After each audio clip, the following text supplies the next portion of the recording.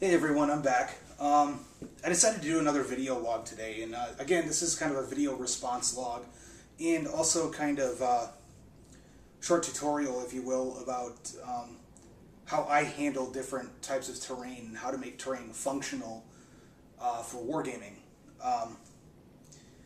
And this is again kind of in response to one of Terrainaholic's recent videos that he put down, where he wanted to know. If you have an allotted amount of time on terrain, whether or not you should put more into quality or quantity. And I wanted to expand upon that a little bit more. Another thing that needs to be taken into consideration with terrain is functionality. How models are going to move on it, how they're going to act on it, what kind of models are going to be supported by it, if they're going to be standing on the terrain or in the terrain or whatever the case may be. So to get this started, I've got my reader out today because I got a lot to cover and I don't want to make this a long drawn-out video. As far as quantity over quality, if you're used to working at a certain quality level or better, or everybody's always trying to improve, quality 9 times out of 10 is always going to win out over quantity when it comes down to terrain. Especially if people are used to seeing you do good work. They don't want to see you put out something that's halfway done or not up to your normal standards just in order to knock out more. So quality will always win. However, one thing that definitely helps with that is knowing with the quality terrain piece, the functionality of it and how models are going to interact with it.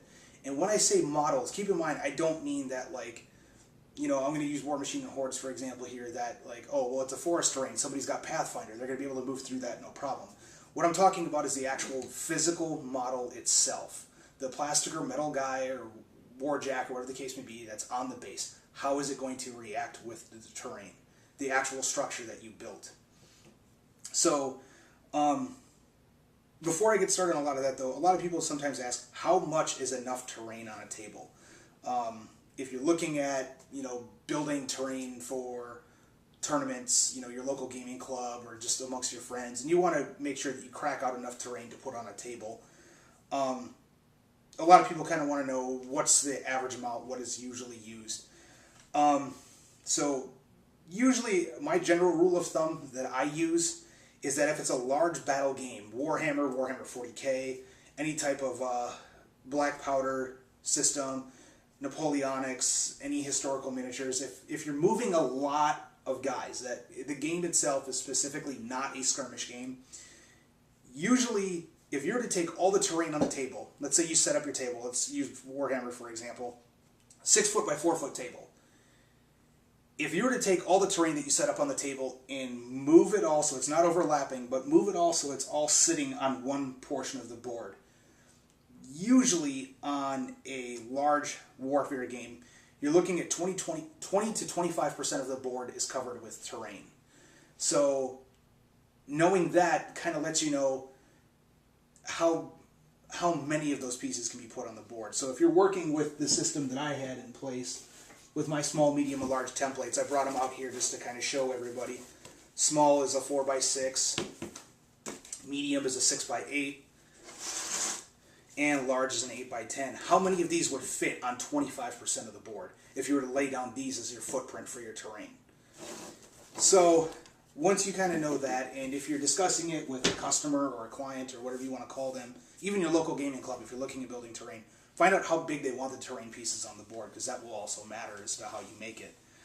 Your skirmish games such as Malifaux, Infinity, even sometimes on the lower point scales of War Machine and Hordes, usually you're looking at about anywhere between 40 to 60% of the board will be covered with terrain. So really it comes down to, at that point,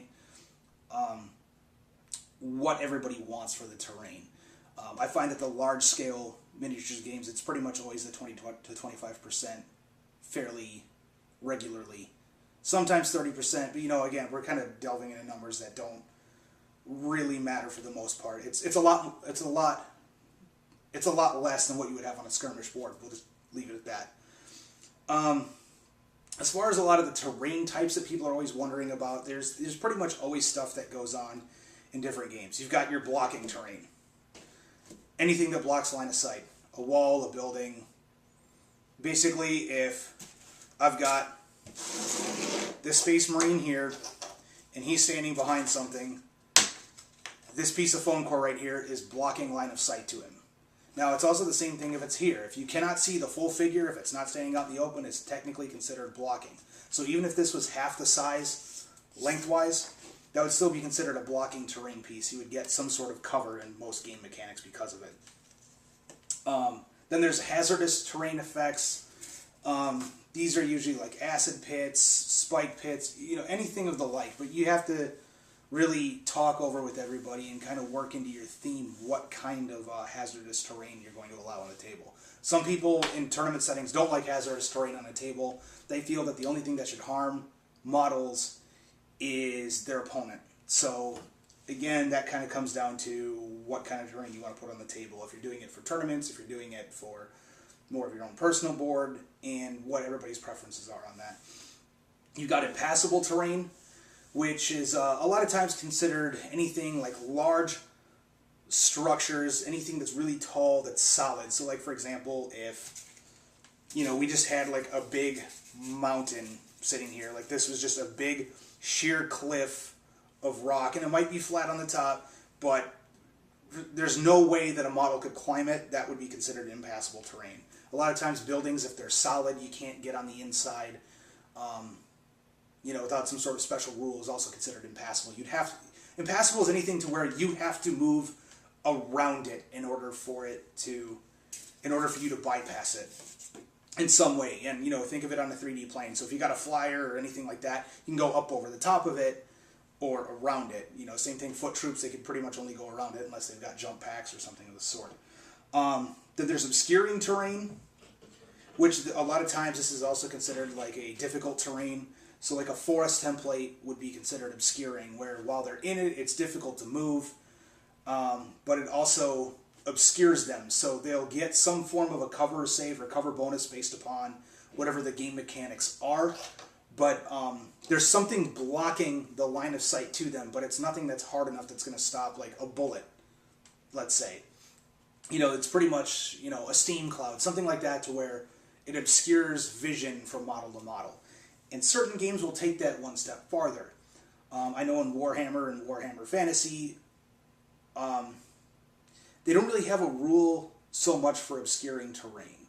Where that really comes in is on a lot of your smaller skirmish-based games, to where, let's say, for example, we have a 6x8 forest template. And I'm going to use War Machine as the example here. A model that is within 3 inches of the terrain, so if this is the 6-inch part here, if they're 3 inches into the terrain, they can be seen, but they're obscured, which means that if your client or your gaming club is looking for an obscuring terrain to where people, when they're in it, can actually be obscured, you might want to go with something a little bit bigger like this, if they're looking to have something to where, 10 to 15 guys can get into that and be obscured. And then anything that's less than the 3 inches, they would still be obscured, but anybody on the outside can see them, to where if they're, let's say, 4 inches in, that anybody who's on the opposite side, so, if we're looking at it like this is your side of the table, this is the opponent's side, if you're 4 inch, or you're only 2 inches in on your side, that means there's a 4-inch distance between this edge of the forest template and your models. They cannot technically see you unless they have some special ability that allows otherwise. But commonly, they cannot technically see you. So that also matters for certain games, as to how big people want a forest template or something like that. And again, dealing with Warhammer 40K, this could easily be the forest template. Obviously, cut to whatever shape you want. And then anybody that's within it, it's considered rough terrain, which means they move at half speed, and they get some sort of small cover bonus for being in there, but people can still see them. So that's kind of the classification of obscuring. Then you've got obstructing terrain, which is anything to where a model can still be seen, but there's a physical barrier between them. So it's kind of similar to blocking terrain. Obstructing terrain is another terminology for blocking, but a model can be seen. So, for example, using this wall example again, got our Space Marine here.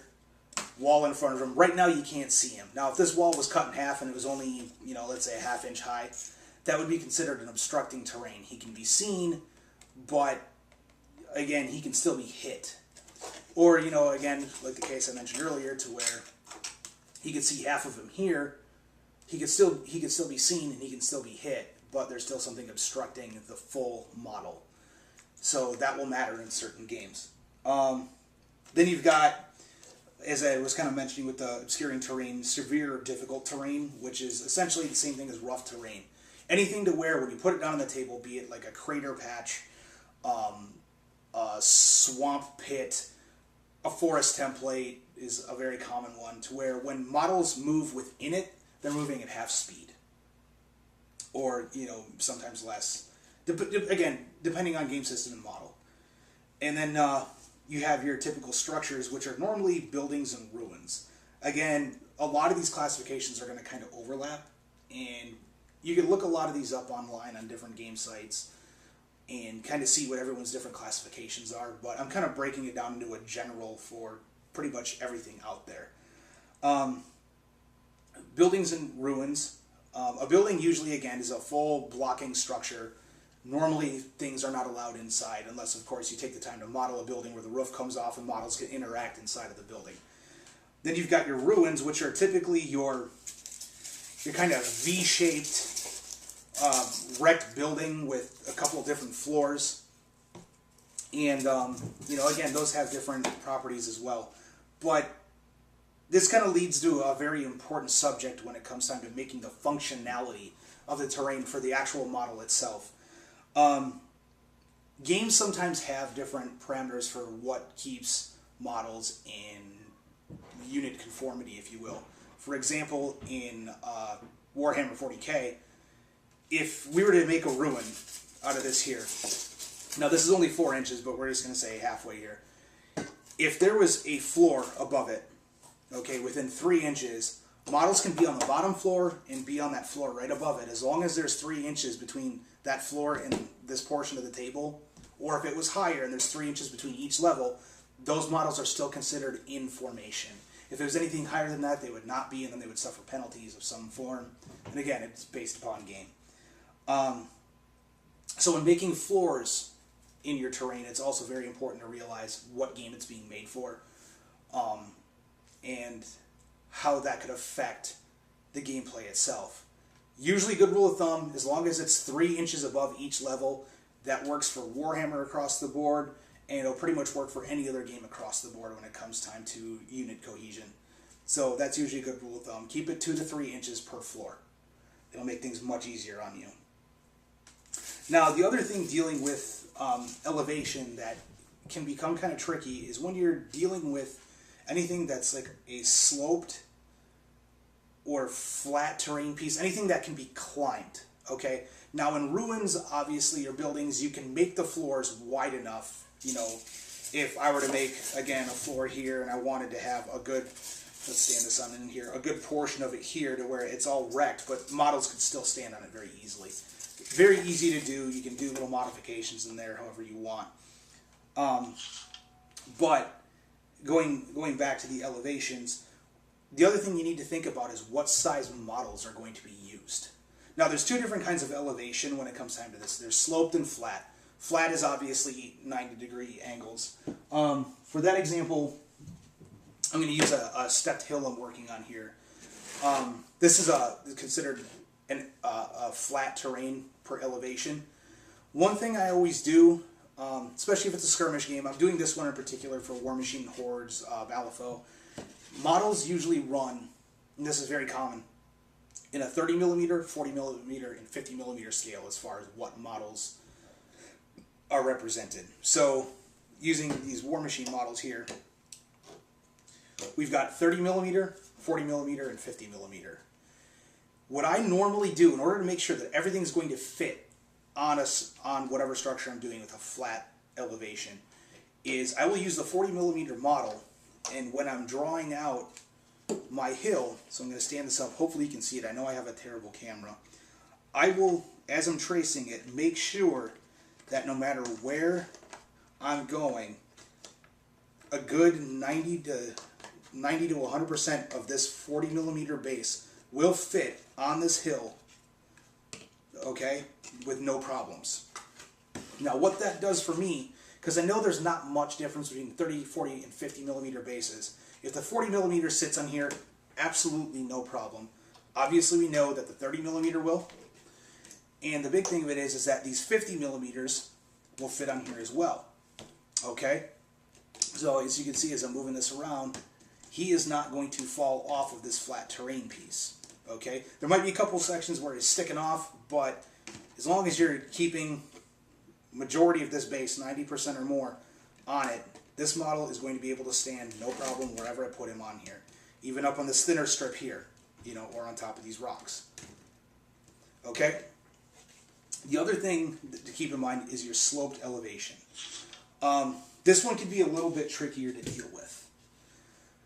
When it comes time to sloped elevation, this can be anything from like a rough terrain to a hill. Anytime you're dealing with any type of anything that's not flat on the table, you start running into a couple issues that you got to look at. Let's say you want an elevated hill or a sloped hill. Okay, one where it's very rounded up. It's not going to go up in levels. You got to factor in the angle of the hill itself. Normally, your angles with sloped terrain, a playable surface only has about a 23 to 25 degree climb to keep models standing and to make sure that all major base sizes will fit on that. I'm going to use this for example. This is the reason I pulled it out. These are 1 inch thick pieces of some pink foam. I'm going to stack these up here. Let's say that someone wants a hill that's, you know, your 4x6 size, but they want it sloped. Well, the problem we run into with that is that in order for us to slope this hill, there would be some serious angles on there to where your models would pretty much be sitting like so. Okay, they'd be very much up at an angle, and obviously they would not stand. Now, an easy way to determine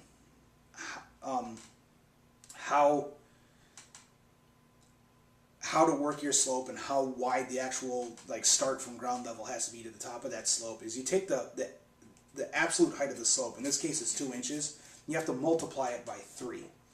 Now, what I did just for a demonstration is how to make this work. I got my 6-inch ruler here, and let's say that someone wants a 6x4 piece. We're going to use one of my shipping containers in this case. Okay, we already know that they're 2 inches across. If you saw the previous videos, I'm not going to go into too much of the dimensions on it. But let's say that you wanted a ramp for your Space Marines to walk up, but you want it to fit within that 6-inch. You want it to fit within that 6-inch template. We're just using that as an example. Now, this is 2 inches wide, so that means I've only got 4 inches to work with. So, setting this out 4 inches, we're going to use this piece of foam core as a ramp. You can see that as I put my model on it, he slides off and falls. Now, imagine if that was a big metal model, okay? Something that either you or someone that you had painted for you put a lot of time and effort in. You're putting it up on this hill, and it's falling and getting damaged. You wouldn't be very happy. So, that's why you got to keep that 23 to 25 degrees in mind. So, moving this out to 6 inches here. Whoops, let's go to the longer piece. Okay, I know there's a bit of an overlap on the piece there, but moving it out to a full 6 inches from edge of this, the edge of the foam core, now your models will stay up there, no problem. This is within that 23 to 25 degree arc. So taking that into consideration, it's not realistic to make a sloping hill that models can gradually walk up out of a 2x6 for the very reason that if we were to do that in order to keep everything walking normally, we would have to make sure that there's that gradient again. Now what I'm going to do here is kind of lay this out just to show you how wide that terrain would have to be in order to make that 2-inch hill walkable for all those models. So as you see, suddenly that 4x6 small piece of terrain becomes much larger as you're making a gradual hill. So that's another thing to keep in consideration in your mind when you're making these. Obviously, another thing to keep in mind is what you're actually putting on the terrain piece itself. So we're going to go back to a forest template, for example. And I got just a couple of these larger trees here. I know they're quite big and ridiculous. This is actually from a mixed set that I bought. They had a couple of very large ones. Let's go with the medium one just to kind of prove a point here. When you're in terrain that should be playable on the field, you should be able to fit models without any problem anywhere within that terrain area. Now, where you start running into problems is, let's say you're making a terrain piece and you're fixing in trees. You're fixing in whatever the placements are on the board, that you're trying to make. So, if we're saying this is a forest template and we've got these big trees in here, obviously if I were to put a couple more trees on here, models could still walk between them, or, obviously if the trees were smaller. But now, let's say they're fixed, they're glued on here, whatever you use to put them on. Now you have to think about, well, what if you're going to drive a tank through that woods? That tank can also go through them. What if you've got something that's much larger going through the template? Well, now you start running into the problem, well, these trees are fixed on there, and the only way to make this tank fit is to sit them either in some way on top of the trees or to bend your trees. Well, if somebody put a lot of effort into making that terrain piece looking really good for you, but the trees are not removable, you're just going to ruin it. So sometimes the best thing to do with any type of terrain features like this, to where people will say, oh, well, it's obscuring terrain, I want to make sure I can see the model, is if you're moving something big through it, and let's just say we've got a situation like this going on, and I need to move this big warjack through here. All I'd simply have to do, knowing that this is all considered forest terrain, is make my trees removable. Okay, now you do not have to go out and buy trees with these little bases like this. These are some cheap Christmas trees that I bought. But if you're working with any of the woodland scenics or anything like that, make sure you have pegs in there to where the trees can be removable to allow bigger models to move through. Let's see here. I think I pretty much covered the major functionality stuff. Oh, one other thing that I definitely need to cover. So far I've been showing you a lot of things on an individual model basis, mainly because there's only a couple games out there that use movement trays. Movement trays are another key thing. Warhammer Fantasy uses them, and usually any type of large-scale historical battle game also uses a movement tray of some form. So at this point, it's a matter of figuring out, also when you're building terrain, talking to your gaming club or your customer, your client, whatever the case may be, and finding out what the average size movement tray they have, and sometimes even finding out what the biggest one they have is.